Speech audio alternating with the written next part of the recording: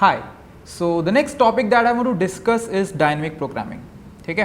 So dynamic programming is very interesting and very important. Okay. चलो.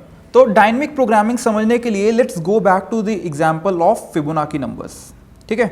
तो Fibonacci numbers को जब हमने recursion से solve किया था, we saw Fibonacci n is equal to Fibonacci of n minus 1 plus Fibonacci of n minus 2. Basically previous 2 का सम करने से हमको हमारा करंट नंबर मिल जाता है, राइट एंड फिर हमने देखा था तो जो हमारा डायग्राम था वो कुछ इस तरह से बन रहा था, राइट कि अगर मुझे फिबोनाकी ऑफ 7 चाहिए तो that is going to be given by Fibonacci of 6 plus Fibonacci of 5. फिर फिबोनाकी ऑफ 6 फर्दर कैलकुलेट होगा, that is Fibonacci of 5 plus Fibonacci of 4. Fibonacci of 5 calculate होगा, Fibonacci of 4 plus Fibonacci of 3 and so on. ये सारा चलता जाएगा and हमारे base cases थे Fibonacci of 1 and Fibonacci of 2. ठीक है. तो बेसिकली इसकी जो टाइम कॉम्प्लेक्सिटी थी वो हमारी निकल के आ रही थी O2 to the power n. That is exponential time complexity आ रही थी. क्यों आ रही थी ऐसे? बिकॉज हमें सेम ही काम बार बार करना पड़ रहा था. जैसे फिबोनाकी ऑफ 3 है, मुझे बहुत बार कैलकुलेट करना पड़ रहा है Fibonacci of 3, right. What about Fibonacci of 4? Fibonacci of 4 भी हमको काफ़ी बार कैलकुलेट करना पड़ रहा था. ठीक है. बिकॉज ऑफ दिस हमारी जो टाइम कॉम्प्लेक्सिटी है वो एक्सपोनेंशियल जा रही थी O2 to the power n. Similarly हमारा जो स्टेयर केस वाला प्रॉब्लम था वहां पे भी क्या हो रहा था O3 to the power n. तो क्यों हो रही है प्रॉब्लम? बिकॉज हम सेम ही प्रॉब्लम्स को बार बार सॉल्व कर रहे हैं. ठीक है. तो डायनेमिक प्रोग्रामिंग क्या करेगा हमारे लिए? डायनेमिक प्रोग्रामिंग हमको ये वाली प्रॉब्लम सॉल्व करने की कोशिश करेगा कि हम लोग एक ही प्रॉब्लम को बार बार नहीं सॉल्व कर रहे होंगे. ठीक है. एक बार हो गई तो हम उसका रिजल्ट बेसिकली सेव कर लेंगे. तो हमारे पास डायनेमिक प्रोग्रामिंग में दो अप्रोचेस होती हैं. First is memorization and second is tabulation. Memorization also known as top down and tabulation is also known as bottom up. ठीक है. तो अगर मैं मेमोराइजेशन की बात करता हूं तो it is top down. Basically उसमें भी हम लोग रिकर्जन ही लगा रहे होंगे, बस एक चेंज करेंगे कि जब हमने कोई प्रॉब्लम को सॉल्व कर लिया है, लेट्स से अगर मैंने फिबोनाकी ऑफ 3 सॉल्व कर लिया है तो मैं फिबोनाकी ऑफ 3 को बार बार सॉल्व नहीं करूंगा, उसको सिर्फ एक ही बार सॉल्व करूंगा और मैं फिबोनाकी ऑफ 3 को कहीं स्टोर करके रख लूंगा. अब दोबारा से अगर मुझे फिबोनाकी ऑफ 3 कैलकुलेट करने की जरूरत पड़ रही है तो मैं सीधे सीधे जहां मेरा सेव्ड रिजल्ट है मैं उससे पूछ लूंगा एंड मैं सीधे सीधे उसको यूज कर लूंगा, बार बार सॉल्व नहीं करूंगा. सिमिलरली फिबोनाकी ऑफ 4 या फिबोनाकी ऑफ 5, एक बार मैंने फिबोनाकी ऑफ 5 कैलकुलेट कर लिया तो मैं दोबारा नहीं कैलकुलेट करूंगा. ठीक है. जैसे यहाँ पे फिबोनाकी ऑफ 3 की बात करते हैं तो यहाँ हर जगह कैलकुलेट करने की उसको जरूरत नहीं है. एक बार फिबोनाकी ऑफ 3 मेरे पास यहाँ से आ गया, that is Fibonacci of 3 is equal to 2, तो मैं सीधे सीधे वो जो सेव्ड रिजल्ट है वो मैं यहाँ पे यूज कर लूंगा. Similarly for Fibonacci of 4, Fibonacci of 5 and so on. ठीक है. तो इसको अचीव कैसे करेंगे? इसको अचीव बेसिकली हम लोग इस तरह से करेंगे, एक एरे रख लेंगे अपने पास. लेट्स से अगर मुझे किसी ने फिबोनाकी ऑफ 10 पूछा है, ठीक है, किसी ने मुझे फिबोनाकी ऑफ 10 पूछा है तो मैं बेसिकली 10 साइज का अपने पास एरे रख लूंगा. ठीक है. सो 1 2 3 4 5 6 7 8 9 10. ठीक है. यहाँ पे मेरे पास फिबोनाकी ऑफ 1 स्टोर हो रहा होगा, यहाँ पे फिबोनाकी ऑफ 2 एंड यहाँ पे मेरे पास फिबोनाकी ऑफ 10 एंड ये सारे नंबर्स यहाँ पे होंगे, फिबोनाकी ऑफ 3, फिबोनाकी ऑफ 4. ठीक है. तो लेट्स से सबसे पहले मेरा किसी तरह से फिबोनाकी ऑफ 3 सॉल्व हो जाता है तो मैं फिबोनाकी ऑफ 3 को सिंपली यहाँ पे स्टोर कर दूंगा, दैट इज उसकी वैल्यू 2 है, राइट. एंड अगली बार जब भी मेरी कॉलिंग कभी फिबोनाकी ऑफ 3 पूछी जाएगी मैं सबसे पहले अपने एरे के पास जाऊंगा कि क्या ये पहले कंप्यूट हुआ है कभी. अगर ये पहले कभी कंप्यूट हुआ है तो मैं सीधे एरे से वैल्यू उठा के यूज कर लूंगा, अदरवाइज मैं उसको सॉल्व कर लूंगा. मतलब एक बार तो सॉल्व हमको करना पड़ेगा ही. ठीक है. एंड ऑब्वियसली जब मेरे सारे के सारे कंप्यूट हो जाएंगे तो मैं जो भी वैल्यू यहाँ पे रखी होगी वो रिटर्न कर दूंगा. ठीक है. चलो समझते हैं. तो अभी मैंने एक डीपी फोल्डर बनाया जिसके अंदर dp.cpp फाइल बना दी है. ओके. एंड ऑलरेडी मैंने उसमें आईओ स्ट्रीम इंक्लूड कर लिया using namespace standard include system time, because मैंने एक जो फंक्शन पहले लिखा था get time in microsecond during time complexity वाला लेक्चर, वो वाला मैंने फंक्शन फिर से यूज किया है because I just want to show you कि मेमोराइजेशन करने से, दैट इज अगर हम लोग अपने रिजल्ट्स को सेव कर रहे हैं उससे हमारा जो टाइम है वो कितना बच जाएगा. ठीक है. एंड ऑब्वियसली हमारा जो है इंट मेन फंक्शन, राइट. सो एक काम करते हैं, जल्दी से हम लोग हमारा जो रिकर्जन वाला सोल्यूशन था वो लिख लेते हैं एंड फिर हम लोग अपना मेमोराइजेशन वाला सोल्यूशन लिखेंगे, ठीक है। चलो, सो रिकर्जन वाला solution, so let's say long Fibonacci, मैं इंट नहीं ले रहा हूँ, लॉन्ग ले रहा हूँ, ठीक है, ताकि अगर कोई बड़ा नंबर आएगा अगर आंसर फिबोनाची का, सो वो हैंडल हो जाएगा। So let's write Fibonacci of rec, okay, that means recursion. So int n, so if n is equal to 1 और n is equal to 2, return 1, ठीक है, ये हमारा बेस केस हो गया। Return Fibonacci rec n-1 plus Fibonacci rec n-2, ठीक है। दिखने में तो बहुत अच्छा लग रहा है code obviously, but we already know कि इसकी जो टाइम कॉम्प्लेक्सिटी है वो काफ़ी ज़्यादा निकल के आती है, दैट इज एक्सपोनेंशियल होती है, ठीक है। So what I am saying is, in case of memorization हम लोग रिकर्जन ही लगाने वाले हैं, but we will be saving our results, ठीक है। चलो अब मेमोराइजेशन लिखते हैं। सो अगेन इसको इंट n मिलेगा, तो हम लोग एक एरे लेने वाले हैं, ठीक है। So long star ARR new long n, तो n साइज का एरे हम लोग ले लेंगे, ठीक है। Okay, for int i is equal to 0, i less than n, i plus plus. तो बेसिकली मैं क्या कर रहा हूँ, एक लूप लगा रहा हूँ और मैं जो भी करंट मेरा एरे है इसके हर जगह जाके मैं -1 रख दूंगा, ठीक है। मतलब -1 इंडिकेट कर रहा है कि अभी हमने ये चीज़ कंप्यूट नहीं करी है, ठीक है। चलो, so ARR i is equal to -1, सब जगह हमने -1 रख दिया जाके, एंड फिर मैं एक हेल्पर फंक्शन कॉल कर देता हूँ, ठीक है। सो fib mem helper, ठीक है। तो एक हेल्पर फंक्शन मैं कॉल कर रहा हूँ जिसको मैं n पास करूँगा और जिसको मैं एरे पास करूँगा, राइट। ओके, सो एक और फंक्शन बना देते हैं, fib mem helper int n long star ARR, and obviously as we discussed की रिकर्जन यूज़ करनी है तो बेस केसेस तो होंगे ही, सेम ही होंगे, राइट। एंड फिर ऑब्वियसली हमको अगेन सेम ही काम करना होगा लगभग, but what I am going to do is कि मैं ये रिज़ल्ट रिटर्न करने से पहले सेव भी कर लूँगा, ठीक है। एक काम करते हैं, जल्दी से इसको a इज इक्वल टू इस तरह से लिख लेते हैं, and I should also change the name of the function, ठीक है।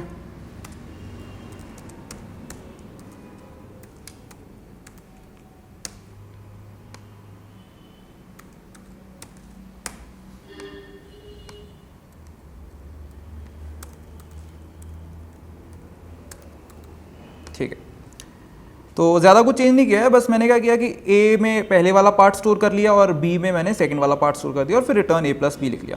But the important point is कि रिटर्न करने से पहले जो अभी हमने आंसर कंप्यूट किया है उसको हम लोग स्टोर कर लेंगे, ठीक है। जैसे हमने डिस्कस किया था कि एक बार हमने फिबोनाची ऑफ 3 निकाल लिया तो उसको स्टोर करके रख लो। चलो ठीक है, स्टोर कहाँ पे होगा? फिबोनाची ऑफ 3 मेरा स्टोर होगा सेकेंड इंडेक्स पे, ठीक है। फिबोनाची ऑफ 1 मेरा स्टोर होगा 0 इंडेक्स पे। So basically ARR n-1 is equal to a plus b, ठीक है। एंड जब भी मेरा फंक्शन स्टार्ट हुआ करेगा, शुरू में ही मैं पूछ लिया करूंगा कि क्या हमने ये कभी कंप्यूट किया है। वो कैसे पता चलेगा? If ARR n-1 is not equal to -1, ठीक है, अगर वो -1 के बराबर नहीं है तो डेफिनेटली उस पर हमने कभी ना कभी वैल्यू चेंज करी होगी। So then straight way return ARR n-1, ठीक है। समझ में आया हमने किया क्या? हमने बोला कि अगर तो बेस केस है तो स्ट्रेट वे 1 रिटर्न कर दो, अगर हमने कभी कंप्यूट कर रखा है उसको तो एरे n-1 जो भी हमने वैल्यू कंप्यूटेड की थी वो रिटर्न कर दो।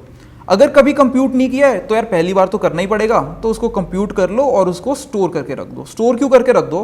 कि अगली बार अगर मेरा फिबोनाची ऑफ 3 अगर दोबारा कॉल हुआ तो पहले ही बोल देना यार कि ये हमारा कंप्यूट हो चुका है, ठीक है। उसको स्टोर करके रख लिया तो अगली बार मेरा यहाँ से आगे बढ़ेगा ही नहीं फॉर फिबोनाची ऑफ 3, अगर मैंने यहाँ पे फिबोनाची ऑफ 3 स्टोर कर लिया है, ठीक है। चलो, सो आई होप ये चीज़ क्लियर है। तो एक काम करते हैं, जल्दी से हम लोग कॉल करके देखते हैं कि सही रिजल्ट मिल रहा है नहीं मिल रहा। Fibonacci of ma'am let's say 8 के लिए कॉल कर लेते हैं।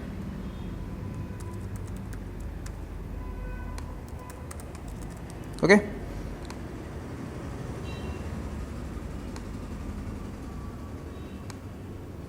सो we are getting 21 which is our Fibonacci of 8। ठीक है, एंड ऑब्वियसली रिकर्जन से भी हमारे पास सेम ही आंसर आ जाएगा। ठीक है, सो Fibonacci of 8,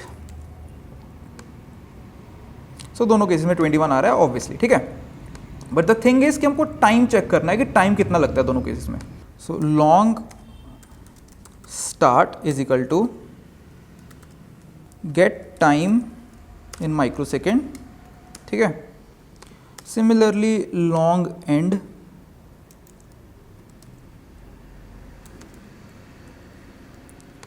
C out end minus start. ठीक है, तो ये जो मेरा टाइम है ये मेरे मेमोराइजेशन वाले रिजल्ट का आ जाएगा, एंड ऑब्वियसली फिर हम लोग अपने रिकर्जन वाले रिजल्ट का भी देख लेंगे। तो start is equal to this and फिर से end is equal to this, and इसके बाद हम लोग एंड माइनस स्टार्ट भी कर देंगे। ठीक है, चलो तो थोड़े बड़े रिजल्ट के लिए देख लेते हैं। लेट्स से हम लोग 45 के लिए देख लेते हैं क्या होता है। ठीक है, so let's just clear the window.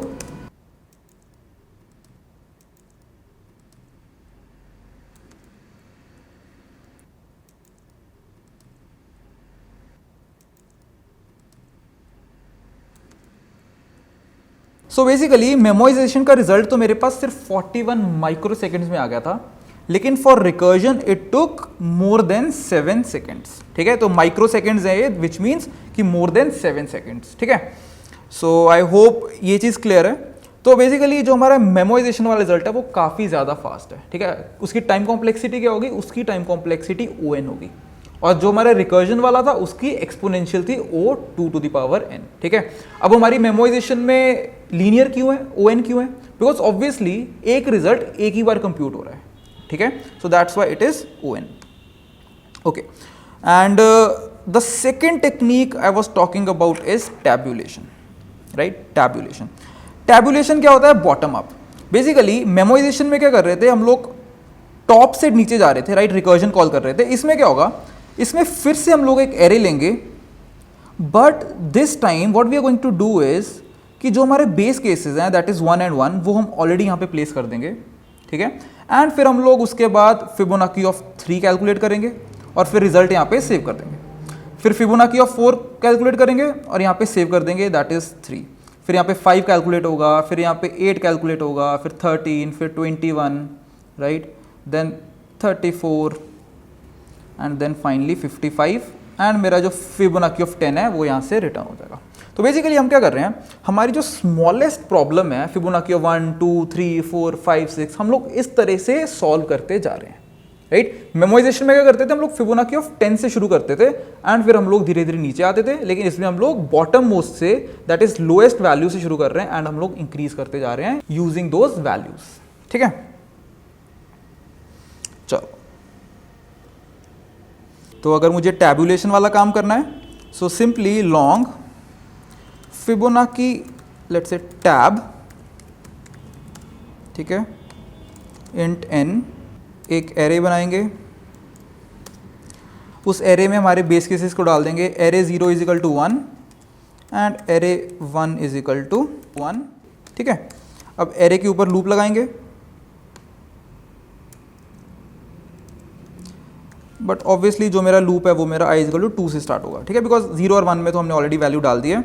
So ARR i is equal to ARR i minus 1 plus ARR i minus 2।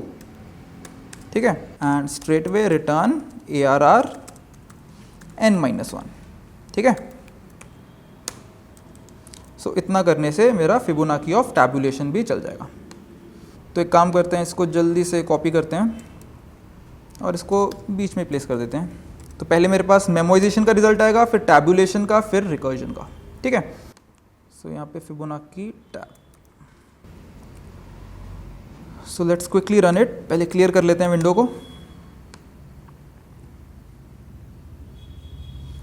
So as you can see 48 micro seconds हमारे लगे हैं मेमोराइजेशन में, 4 माइक्रो सेकेंड्स हमारे लगे हैं टैबुलेशन में, एंड लगभग 8 seconds हमारे लगे हैं रिकर्जन में. सो वेरी क्लियरली जो हमारे टैबुलेशन और मेमोराइजेशन वाले सॉल्यूशंस हैं दोज आर मच बेटर. ठीक है, दैट इज जो हमारे दोनों डायनेमिक प्रोग्रामिंग वाले सॉल्यूशंस हैं those are much better than the recursion solutions, because dynamic programming में हम क्या कर रहे हैं, सेम प्रॉब्लम को बार बार नहीं सॉल्व कर रहे हैं. ठीक है, तो आई होप ये कॉन्सेप्ट क्लियर है. In the next session we are going to solve more problems. Thank you.